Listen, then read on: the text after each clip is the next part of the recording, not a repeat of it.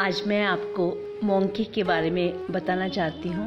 Monkey जो मेरा कुछ भोटिया ब्रीड में है, शायद ये 16 दिसंबर 2019 की बात है कि मैं एक ऑटो में आ रही थी और साथ में कोई मेरे साथ और भी थे। मुझे काफ़ी दूर से पपी के रोने की आवाज़ आ रही थी, बहुत तेज़ आवाज़ आ रही थी, लगातार आ रही थी। तो मुझसे रहा नहीं गया। मैंने कहा, ऑटो वाले भैया को बोला कि कहाँ पे आवाज़ आ रही है। उन्होंने कहा दूसरी साइड से कहीं है। तो मुझे बहुत फील हो रहा था कि मैं कैसे उसको अपने पास लेके आऊँ, या क्या देखने जाऊँ कि क्यों रो रहा है। तो ऑटो वाले भैया ने कहा कि मैं पहले इनको छोड़ के फिर आपको वहीं पर लेके जाता हूँ, दिखाता हूँ। तो मैंने कहा ठीक है। फिर ऑटो वाले भैया को कुछ काम पड़ गया था, तो फिर मैं खुद ही गई बाद में वहाँ देखने के लिए।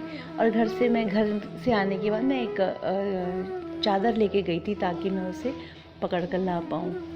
तो जहाँ से आवाज़ आ रही थी तो एक शॉप थी, और शॉप के आगे वो फर्श में लेटा हुआ था। तो वो रो रहा था, लगातार रो रहा। छोटा सा पपी, शायद 1 महीना या 1.5 महीने का रहा, बहुत प्यारा सा रो रहा, बहुत तेज़ रो रहा था। तो मैंने आने जाने वाले लोगों को देखा, सब देख रहे हैं कि ये छोटा सा डॉग का पपी रो रहा है। मुझे बहुत बुरा लगा। मैंने कई लोगों को इस बारे में बोला भी कि आप लोग ऐसे देखते रहते हैं और कुछ करते नहीं हैं, आपको कुछ भी फील नहीं होता कि एक जानवर, एक बच्चा रो रहा है, और आप लोग बिल्कुल कुछ भी नहीं करते। फिर मैंने शॉपकीपर से पूछा, उसने कहा कि पता नहीं क्यों रो रहा है। मैंने कहा इसे ठंड लग रही कि नहीं, इसको बाइक या स्कूटर वाले ने इसके पैर में गाड़ी चला दी अपनी, और उसकी वजह से शायद इसको पेन हो रहा है।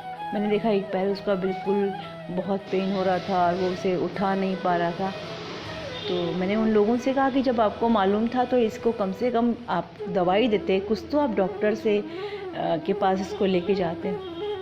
दर्द का एहसास सबको होता है, इंसान जानता है, इंसान जानवर से बेहतर जानता है कि दर्द का एहसास कितना ख़राब होता है, दर्द कितना ख़राब होता है। मुझे लगा कि यहाँ पर रखना बेकार है। फिर मैं उस बच्चे को उठाकर घर लेके आई, डॉक्टर को दिखाया पहले। तो डॉक्टर ने कहा कि इसका एक्सरे करवाइए। फिर एक्सरे करवाया तो देखा उसका फ्रैक्चर निकला होता पैर में।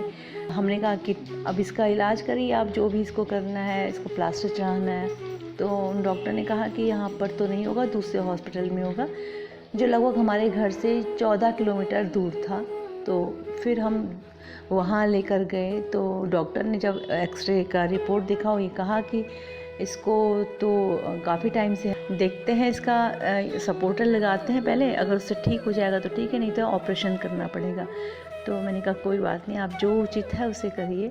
तो उन्होंने सपोर्टर लगाया। फिर उन्होंने कहा कि इसे अपने पास रखिए। तो मैं घर पे ही था, मेरे पास ही था। मेरे पास ऐसे ही बहुत सारे पपीज़ हैं, क्योंकि जब मैं उन्हें देखती हूँ चोट लगी होती है और फिर मैं उन्हें छोड़ नहीं पाती, क्योंकि उन्हें फिर से गाड़ियों के नीचे मरते हैं या लोग उन्हें चोट लगाते हैं या कुत्ते उन्हें काट जाते हैं। तो इस वजह से मैं कभी उन्हें बाहर नहीं छोड़ पाती, और ऐसे में ही मेरे पास बहुत सारे पपीज़ हो जाते हैं। तो फिर मैं उसे घर पे देख रेख किया, उसको अपने पास ही सुलाया, और उसको लगातार हम देखते रहे। जब लगा कि वो थोड़ा ठीक हो रहा है तो फिर डॉक्टर को दिखाया। तो उन्होंने उसका जो टाइमिंग दिया था सपोर्टर लगाने का कि इतने टाइम तक इसको रखना है, तो वो रखा रहा। और जब उसे निकाला तो उसका पैर पहले से ठीक था, दर्द नहीं था उसको, और वो चल रहा है। थोड़ा सा पैर उसका टेढ़ा पड़ता है, लेकिन वो दर्द नहीं है, और वो चल रहा है, खूब मस्ती से दौड़ रहा है, भाग रहा है। तो मुझे बहुत अच्छा लगा। ये जानवर जो बोल नहीं पाया, जो चिल्लाता रहता, वो ठीक हो गया है। अभी दोबारा से मैं उसके पेट का ट्रीटमेंट कर रही हूँ, और ठीक है, वैसे पहले से काफ़ी ठीक है। तो मैं आप सब लोगों से मेरी हाथ जोड़कर विनती है, प्लीज़ कोई भी दर्द में आपको, चाहे इंसान हो चाहे जानवर हो, उसके पास जाइए, उसको हेल्प करिए, उसको देखिए।